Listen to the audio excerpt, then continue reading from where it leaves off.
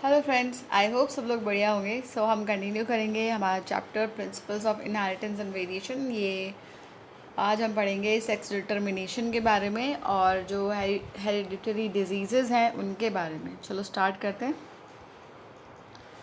लिंग निर्धारण क्या होता है? जो मैकेनिज़्म है सेक्स डिटर्मिनेशन की, ये हमेशा जो है एक पहेली बनी रही थी अनुवांशिक वैज्ञानिकों के लिए। यहाँ पे बहुत सारे जो कीट है उन पे एक्सपेरिमेंट किया गया, तो जिससे ये हमें पता चला। इनिशियली जो क्लू है जेनेटिक और क्रोमोसोमल मैकेनिज़्म का, ये हमें पता चला जब हमने बहुत सारे इंसेक्ट्स पे जो है एक्सपेरिमेंट किया। तो उससे ये डेवलप हुआ कॉन्सेप्ट जो है जेनेटिक या फिर chromosomal basis of sex determination. तो 1819 में जो है हैकिंग थे, उन्होंने कुछ कीटों के शुक्र जनन की विभिन्न अवस्थाओं में एक विशेष केंद्र की संरचना का जो है पता लगाया इन्होंने। और इन्होंने जो है कहा कि ये जो है ऑब्ज़र्व किया कि जो 50% जो स्पर्म्स हैं वो रिसीव करते हैं स्ट्रक्चर को आफ्टर स्पर्मेटोजेनेसिस, और 50% में जो है ये एब्सेंट होता है और बाकी के 50% में ये नहीं होता। तो हैकिंग ने इस रचना को एक्स का इनाम दिया और उनकी और बाद में जो है और फर्दर इन्वेस्टिगेशंस हुई बाकी के साइंटिस्ट वगैरह ने की। तो उन्होंने जो है कंक्लूजन निकाला कि जो हैकिंग की एक्स बॉडी है ये एक क्रोमोज़ोम है। इसलिए इसको एक्स क्रोमोज़ोम कहा गया। अब क्या है कि ये एक्स क्रोमोज़ोम जो है, अब ऑब्ज़र्व किया गया कि इंसेक्ट्स में जो है सेक्स डिटर्मिनेशन जो है वो एक्स ओ टाइप का होता है, यानी कि सभी एंडों में अन्य क्रोमोज़ोम के अलावा एक अतिरिक्त क्रोमोज़ोम भी होता है, यानी ऑटोज़ोम्स के अलावा एक जो है एक एक्स्ट्रा जो है एडिशनल एक्स क्रोमोज़ोम होता है। कुछ स्पर्म्स में जो है एक्स क्रोमोज़ोम होता है और कुछ में ये नहीं होता है। और एग्स जो फर्टिलाइज होते हैं जो स्पर्म से, जिनमें एक्स क्रोमोज़ोम होता है, वो क्या बन जाते हैं? फीमेल बन जाते हैं। और जिनमें ये एक्स क्रोमोज़ोम नहीं है वो क्या बन जाते हैं? मेल बन जाते हैं। द्वारा निषेचित अंडे मादा बन जाते हैं और एक्स क्रोमोज़ोम रहित शुक्राणु से निषेचित होने पर वह नर बन जाते हैं। तो अब क्या है कि ये जो है क्रोमोज़ोम एक्स क्रोमोज़ोम के लिंग निर्धारण में भूमिका होने से इसे लिंग क्रोमोज़ोम यानी सेक्स क्रोमोज़ोम जो है वो नाम दिया गया, क्योंकि ये जो है डिटरमाइन करता है सेक्स ऑफ द ऑर्गेनिज़म। इसको जो है हमने सेक्स ऑर्गेनिज़म नाम दिया। और बाकी के जो क्रोमोज़ोम्स हैं उनको हमने कहा ऑटोज़ोम्स या क्रोमोज़ोम ऑटोज़ोम्स नाम दिया गया। जो टिड्डे होते हैं, जो ग्रास होपर है, उसमें एक्स ओ टाइप का जो है सेक्स डिटर्मिनेशन होता है। इसमें क्या है कि जो मेल है उनमें सिर्फ एक ही एक्स क्रोमोज़ोम होता है और बाकी के जो है ऑटोज़ोम्स होते हैं, जबकि फीमेल में जो है एक पेयर होता है पूरा एक्स क्रोमोज़ोम का, यानी 2 एक्स क्रोमोज़ोम हो जाएंगे, एक पेयर होता है। इनमें जो ऑब्जर्वेशन है ये आगे जो है बहुत सारी स्पीशीज़ में जो है हमको पता चला कि जो सेक्स डिटर्मिनेशन है वो किस तरह से होता है।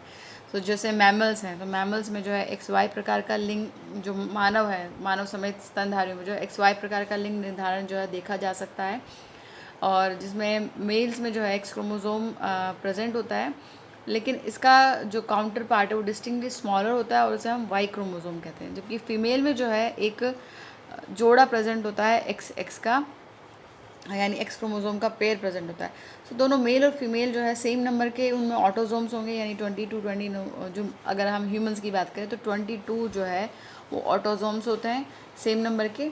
और फीमेल्स जो हैं उनमें एक्स एक्स क्रोमोज़ोम रहेगा, और जो ये कि सेक्स डिटर्मिनेशन के लिए है, और मेल्स में जो है ये एक्स वाई क्रोमोज़ोम्स रहेंगे। ओके, इससे क्या हुआ कि ये जो डिस्टिंक्शन है ये हमें पता चला। इसके अलावा जो ड्रोसोफिला है मेल, उसमें भी एक्स वाई क्रोमोज़ोम होते हैं और फीमेल में जो है एक्स क्रोमोज़ोम होते हैं beside the autosomes. Drosophila human beings में जो है एक्स वाई टाइप का है। यहाँ पे हम देख सकते हैं एक्स वाई जो है वो मेल को रिप्रेजेंट करता है और एक्स एक्स जो है वो फीमेल को रिप्रेजेंट करता है, और ये ड्रोसोफिला में। और जबकि जो इंसेक्ट्स जो बर्ड्स हैं, जैसे कि ये चिकन है, तो इसमें क्या है,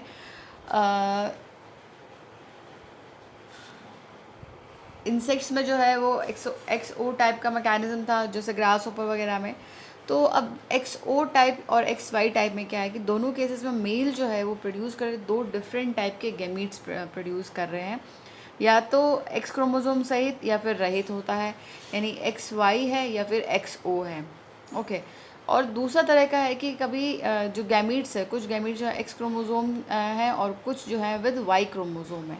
तो ये जो टाइप का सेक्स डिटर्मिनेशन मैकेनिज्म है, इसे हम मेल हेट्रोगैमेटी कहते हैं, यानी नर विषम युग्मता कहते हैं इसे। और कुछ अन्य जीवों जैसे पक्षियों में दूसरे प्रकार के लिंग निर्धारण की जो है क्रियाविधि देखी गई है।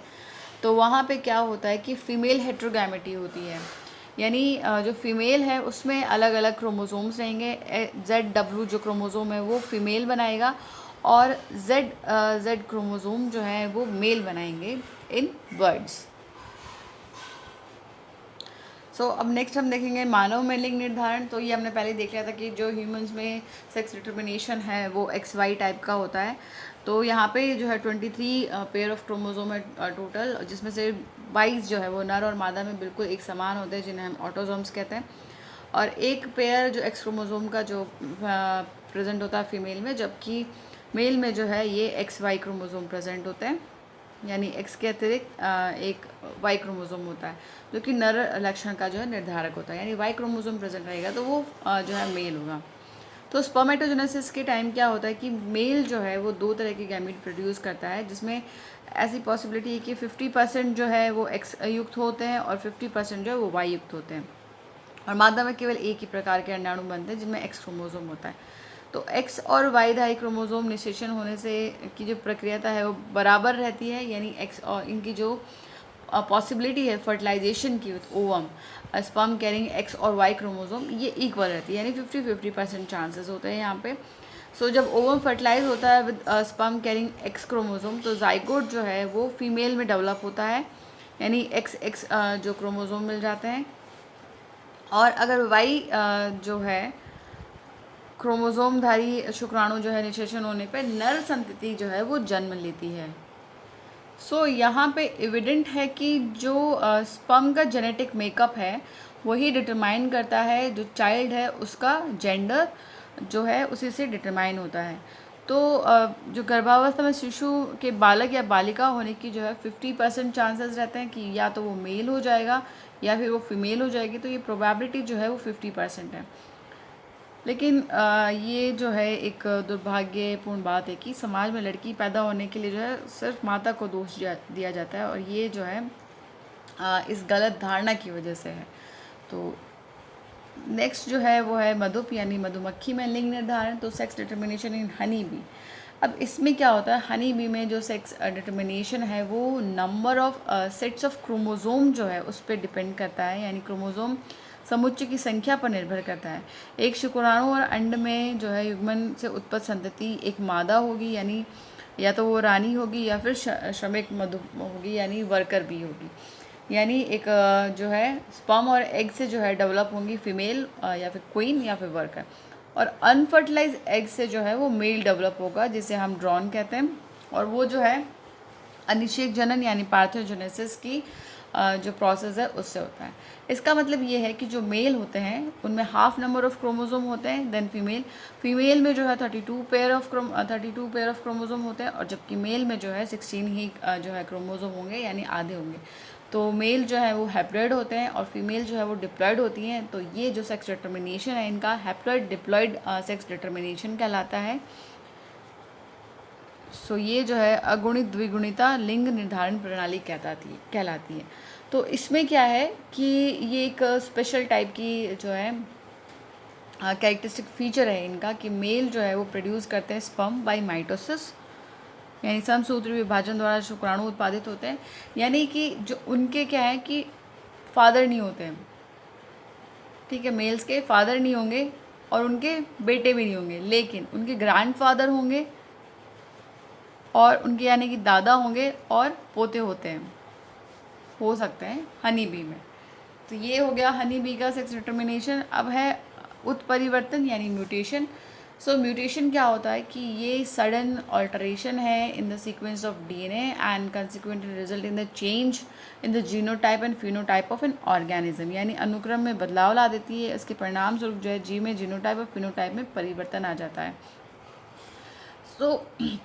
पुनर्योगजन के अतिरिक्त उत्परिवर्तन एक दूसरी क्रिया है जो डीएनए में विविधता लाती है, यानी रिकॉम्बिनेशन के अलावा म्यूटेशन जो है एक फिनोमेना है जो वेरिएशन लाता है इन डीएनए। सो जो डीएनए का हेलिक्स है वो रन करता है continuously from one end to the other end in each chromatid, जो कि हाईली सुपरकॉइल्ड फॉर्म होता है। सो इसमें किसी भी प्रकार का जो है डिलीशन यानी लॉस यानी हट जाना, कमी या फिर बढ़त या जुड़ना या जो है इंसर्शन या डुप्लीकेशन जो है सेगमेंट ऑफ डीएनए का, ये रिजल्ट करता है in the alteration of the chromosome, यानी क्रोमोसोम में जो है रूपांतरण हो जाता है। और इसके वजह से जो है असामान्यता और विपथनों को जो है यहाँ पे ये जन्म देता है, यानी म्यूटेशन जो है ऑल्ट्रेशन ऑफ क्रोमोसोम जो है वो एबनॉर्मलिटीज़ या फिर एब्रेशंस में जो है रिजल्ट करता है।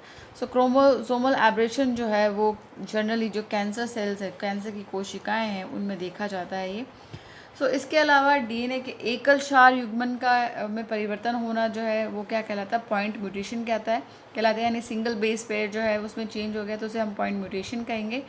और अगर एक बेस पेयर्स जो हैं डीएनए की वो या तो डिलीट हो गए हैं या फिर हमने इंसर्ट कर दिया है वहाँ पे, तो वो क्या होता है, फ्रेम शिफ्ट म्यूटेशन हो जाता है।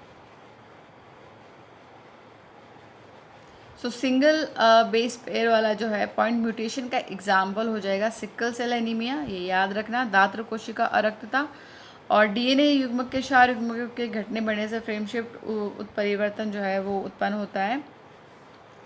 सो यहाँ पे क्या है कि जो मैकेनिज़्म है म्यूटेशन की, ये जो है क्या होता है, इसमें बहुत सारे केमिकल और फिजिकल फैक्टर्स जो है वो इंक्लूड होते हैं जो इंड्यूस करते हैं म्यूटेशन को, और इनको हम म्यूटाजेंस कहते हैं। जैसे यूवी रेडिएशंस हैं, ये भी एक तरह के जो है म्यूटाजन हैं।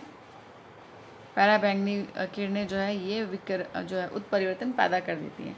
अब अनुवांशिक विकार क्या है, तो पहला है कि वंशावली विश्लेषण यानी पेडिग्री एनालिसिस क्या होता है। सो ये जो आइडिया है डिसऑर्डर्स का, ये inherited has been prevailing in the human society since long, यानी बहुत पुराने समय से ये चली आ रही है। तो इसके आधार पर कुछ परिवारों के विशेष लक्षणों के वंशबद्ध रहने की जो है अवधारणा है। जैसे मेंडल के कार्यों की जो है पुनः खोज हुई थी, रीडिस्कवरी हुई थी, उसके बाद जो एनालाइज किया था इनहेरिटेंस पैटर्न को इन ह्यूमन बींग्स, जो है उनके ट्रेट्स को, इनहेरिटेंस को जो है स्टडी किया गया था। सो ये एविडेंट है कि जो that control crosses that can be perform in P plant and other organism are not possible in case of human beings. तो ह्यूमन बींग्स में जो है कंट्रोल क्रॉसेस नहीं कराए जा सकते हैं।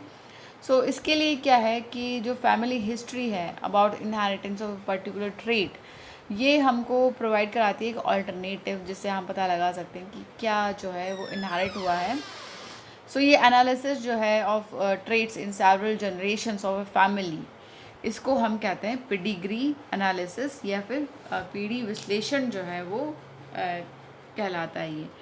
तो इस प्रक्रिया में जो वंश वृक्ष है, फैमिली ट्री में एक विशेष लक्षण का जो है पीढ़ी दर पीढ़ी जो है विश्लेषण किया जाता है।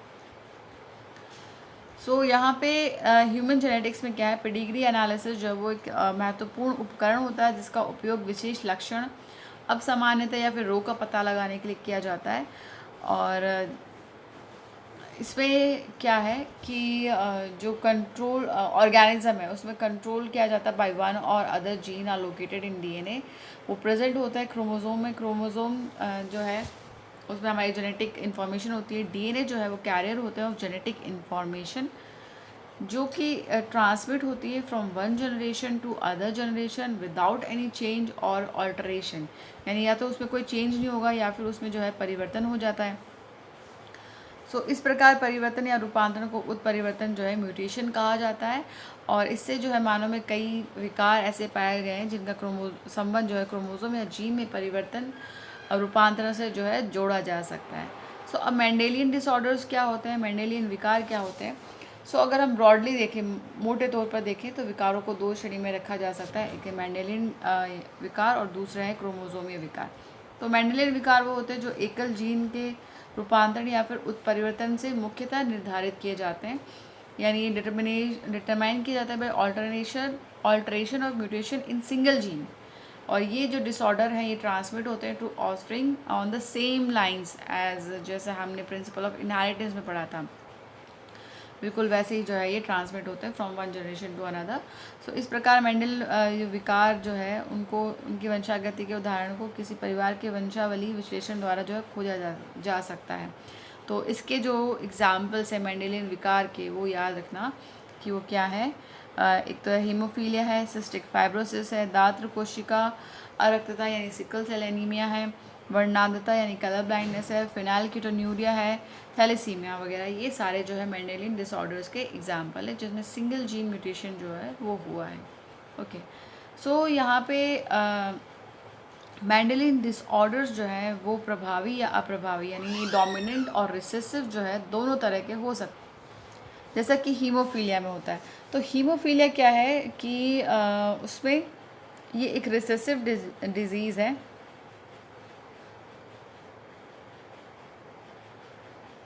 इसमें एक्स से लग्न ये अप्रभावी जो है लक्षण होता है, यानी एक्स लिंक्ड रिसेसिव ट्रेट है जो शो करता है transmission from carrier female to male progeny, यानी जो मादा है उसमें ये वो कैरियर रहेगी और नर संतति को जो है प्राप्त होगा, तो नर संतति जो है इसे शो करेगा इस डिज़ीज़ को। यहाँ पे एक जो है डायग्रामेटिक रिप्रेजेंटेशन दे रखा है, वो हम देख लेंगे। अब देखो क्रोमोज़ोम अलिंग तथा लिंग क्रोमोज़ोम के लग्न जो लक्षणों का वंशावली नक्शा जो है यहाँ पे दे रखा है हमको। तो एक तो जो है ये अलिंगी क्रोमोज़ोम का प्रभावी विशेषक जैसे कि मायोटोनिक दुष्पोषण यानी डिस्ट्रॉफी का है ये एक, और एक जो है ये सिकल सेल एनीमिया का हमको यहाँ पे डायग्राम दे रखा है। अब हीमोफीलिया क्या है, तो हीमोफीलिया जो है वो एक सेक्स लिंक्ड रिसेसिव डिजीज़ है, तो ये याद रखना कि ये सेक्स लिंक्ड रिसेसिव डिजीज़ है। और इसमें क्या होता है कि जो फीमेल होती है वो कैरियर होती है, और जो डिज़ीज़ वो शो होती है किसमें, मेल प्रोजेनी में। और ये फीमेल्स में जो है तभी शो होगी जब मेल जो है उसमें भी हो और फीमेल जो है कैरियर हो, तब ये फीमेल्स में जो है वो शो होती है। अदरवाइज़ फीमेल्स में जो है ये वो सिर्फ कैरियर ही रहती है और वो सिर्फ ट्रांसमिट करती है इस डिज़ीज़ को टू द सन्स। ये एक्सट्रीमली रेयर है कि फ़ीमेल जो वो हीमोफिलिक हो जाए। जो फैमिली पेडिग्री है क्वीन विक्टोरिया, वहाँ पे जो नंबर ऑफ़ हीमोफिलिक डिसेंडेंट्स, क्योंकि ये जो है कैरियर थी तो इसलिए इसको जो है रॉयल डिजीज़ भी कहते हैं। नेक्स्ट जो है वो क्या है, वर्णांधता यानी कलर ब्लाइंडनेस। तो ये भी एक जो है सेक्स लिंक्ड रिसेसिव डिसऑर्डर है, और इसमें क्या होता है कि लाल या फिर हरे वर्ण जो है उसमें वे जो है वो कर नहीं पाते हैं, रेड और ग्रीन कलर में जो है डिफ्रेंसिएशन नहीं, डिस्क्रिमिनेट नहीं कर पाते हैं। तो ये जो होता है due to defect due to mutation in certain genes present on X chromosome, तो ये एक्स लिंक डिजीज़ है। तो यहाँ पे 8% मेल्स में जो ये होती है, जबकि 0.4% जो है सिर्फ फीमेल्स में होती है, यानी 8 और 0.4% फीमेल्स में। ये इसलिए होता है क्योंकि ये जो है जीन जो रेड और ग्रीन कलर ब्लाइंडनेस का है ये एक्स क्रोमोसोम पे, और फीमेल के पास 2 एक्स क्रोमोसोम होते हैं और मेल के पास एक ही होता है, इसलिए ये मेल्स में जो है शो होता है, और फीमेल्स में जो है ये फीमेल्स कलर ब्लाइंड नहीं होती हैं। ये कलर ब्लाइंड तभी होंगी जब उनके जो है पापा भी जो है कलर ब्लाइंड हो और मम्मी जो है वो कैरियर हो, तब पॉसिबिलिटी है कि फ़ीमेल जो है वो कलर ब्लाइंड हो सकती है। अगर एक वुमेन कैरियर है तो उसके जो है सन के 50% चांसेस हैं कि वो कलर ब्लाइंड होगा, जबकि मदर जो है वो खुद कलर ब्लाइंड नहीं होगी क्योंकि ये जीन जो है वो रिसेसिव है। नेक्स्ट है दात्र कोशिका अरक्तता यानी सिकल सेल एनीमिया। तो सिकल सेल एनीमिया जो है वो ऑटोजोम लिंक्ड रिसेसिव डिजीज़ है। ये याद रखना है कि अलिंग क्रोमोसोम लग्न प्रभावी लक्षण है, तो ये पूछ लिया जाता है कि कौन सी सेक्स लिंक डिजीज़ है, कौन सी ऑटोजोम लिंक डिजीज़ है। तो सिकल सेल एनीमिया जो है वो ऑटोजोम लिंक्ड रिसेसिव ट्रेट है, और ये ट्रांसमिट हो सकता है from parent to the offspring, जब दोनों पेरेंट्स जो हैं वो कैरियर हों फॉर द जीन, यानी हेट्रोजाइगस कंडीशन हो, विषम युग्म जी है। तो इस रोग का नियंत्रण अलील का एकल जोड़ा जो है HBA और HBS जो है ये करता है यहाँ पे, और ये जो डिज़ीज़ इसका ये फिनोटाइप है। तो हेट्रोजाइगस जो है इंडिविजुअल अगर हों तो ये उसमें जो है ये दर्शाता है sickle cell anaemia. So heterozygous individual जो है वो अपेरेंटली अनअफेक्टेड रहते हैं, but they are carrier of the disease. इस 50% प्रोबेबिलिटी है कि ट्रांसमिशन हो इस म्यूटेंट जीन का to the progeny. So exhibiting sickle cell trait, so जो डिफेक्ट होता है by the substitution of glutamic acid जो है वो वैलिन एसिड से जो है सब्सटीट्यूट हो जाता है on the 6th position of beta globin chain of haemoglobin molecule. तो ये भी याद रखना है कि कौन जो है किसको रिप्लेस कर रहा है। ग्लूटामिक अम्ल जो है उसका वैलिन द्वारा प्रतिस्थापन हो जाता है ऑन द बीटा जो ग्लोबिन श्रृंखला है उसकी 6ठी स्थिति पर। तो ग्लोबिन प्रोटीन में अमीनो अम्ल का प्रतिस्थापन बीटा ग्लोबिन जीन के 6ठे कोडोन GAG द्वारा जो है प्रतिस्थापित के कारण होता है यहाँ पे ये। इसकी वजह से क्या होता है, जो म्यूटेंट हीमोग्लोबिन है ये पॉलीमराइजेशन करता है अंडर लो ऑक्सीजन टेंशन, क्योंकि यहाँ पे जो है जो पहले राउंड कॉन्केव शेप का था वो अब जो है सिकल शेप का जो है वो हीमोग्लोबिन हो गया है,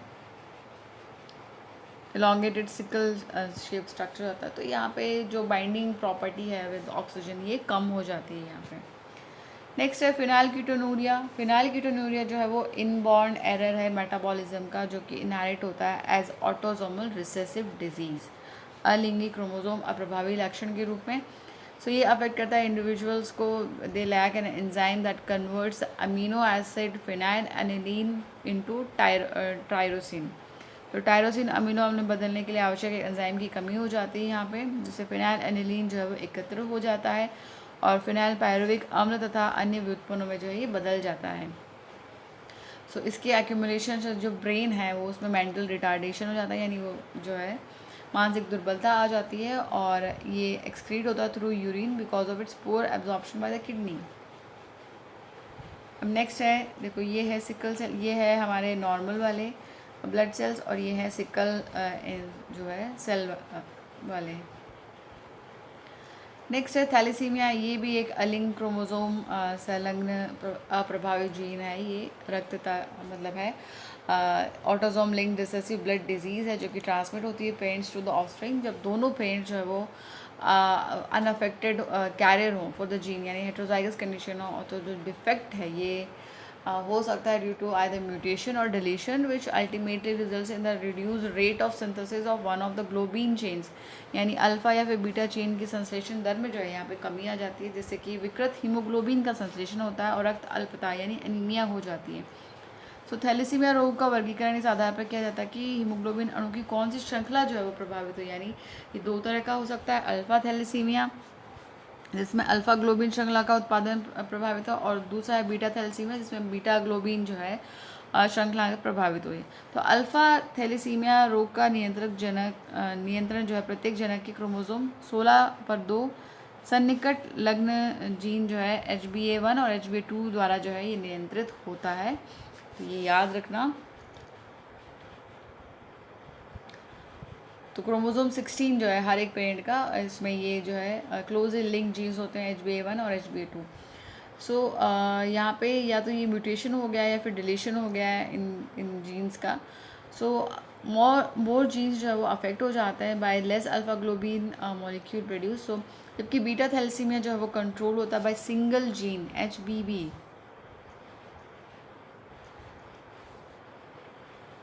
ये एकल जीन द्वारा जो है जिसे हम HBB कहते हैं उससे ही ये नियंत्रित होता है, और क्रोमोसोम नंबर 11 पे जो है होता है हर एक पेरेंट के, occur due to mutation of one और both of the genes. Thalassaemia जो है डिफर करता है सिकल सेल एनीमिया से in that the former is a quantitative problem है synthesising too few globin molecule, जबकि लेटर जो है सिकल सेल एनीमिया जो है वो क्वालिटेटिव प्रॉब्लम है synthesising and incorrectly functioning globin. Next जो है क्रोमोसोमल डिसऑर्डर्स है हमारे पास।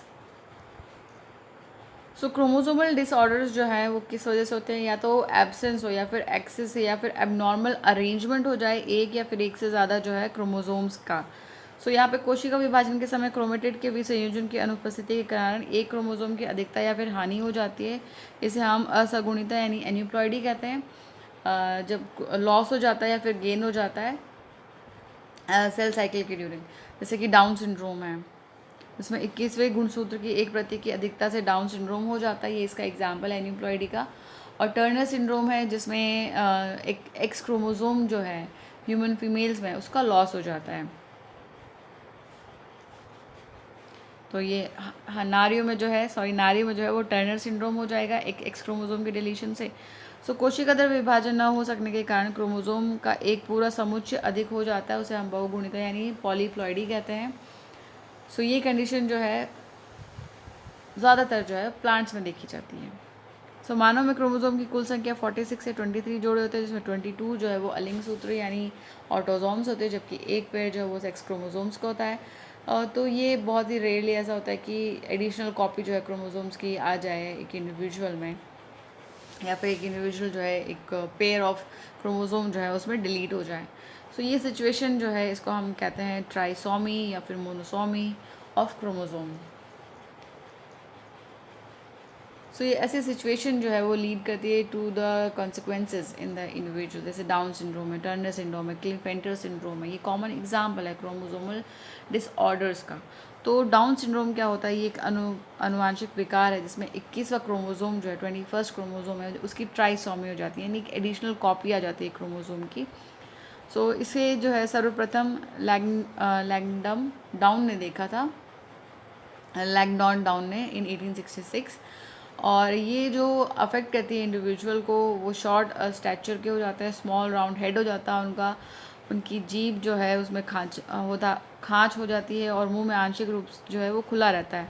चौड़ी हथेलियों की अभिलाक्षणिक पाम कीज होती हैं और शारीरिक मन प्रेरक यानी साइकोमोटर और मानसिक विकास जो है उनका अवरुद्ध रहता है यहाँ पे।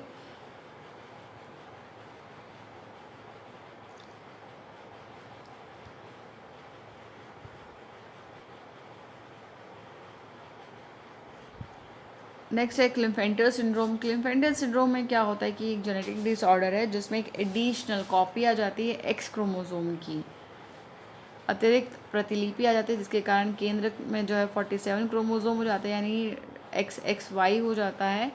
और जैसे व्यक्ति समग्र रूप से दो जो है उन प्रधान होते हैं, ये यानी उनकी जो ओरल मैस्कुलाइन डेवलपमेंट होता है जबकि फेमिनाइन डेवलपमेंट भी होता है, यानी गायनेकोमेस्टिया भी हो जाता है, is also express. Such individual are sterile. तो ऐसे जो है वो स्टेराइल होते हैं यानी बांझ होते हैं।